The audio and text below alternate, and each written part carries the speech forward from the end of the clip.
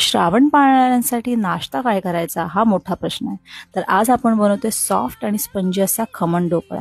मी तुम्हाला आज अचूक मेजरमेंट देणार आहे आणि त्या मेजरमेंटने जर तुम्ही ढोकळा बनवला तर तुमचाही ढोकळा असा सॉफ्ट, स्पंजी आणि जाळीदार होईल, ही माझी गॅरंटी. चला तर मग रेसिपीला सुरुवात करूया. इथे मी 1.5 कप म्हणजे 150 ग्रॅम साधारण बेसन घेतलंय, मोजून घेतलंय.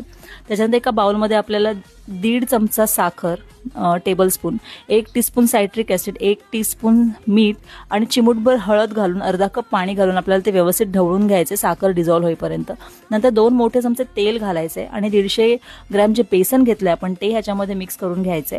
आधी मी अर्धा कप पाणी वापरले, आता मी थोडं थोडं करून अजून पाणी घालून हे मिश्रण सॉफ्ट बनवून घेणार आहे. टोटल 1 कप पाणी मी ते वापरले आणि फ्लोईंग कन्सिस्टन्सीमध्ये आपल्याला हे मिश्रण तयार करून घ्यायचे. 3-4 मिनिटं सतत ढवळायचे आणि 15 मिनिटं झाकून ठेवा. साईड बाय साईड तुम्ही स्टीमर आणि टीन रेडी करून घ्या.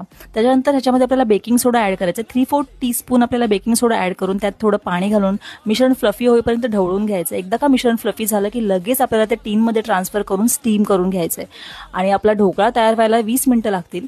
बाय द टाइम आपण इथे तडका रेडी करून घेऊया. तडक्याची रेसिपी मी कॅप्शनमध्ये दिलेली आहे, तेव्हा ही रेसिपी करा आणि एन्जॉय करा.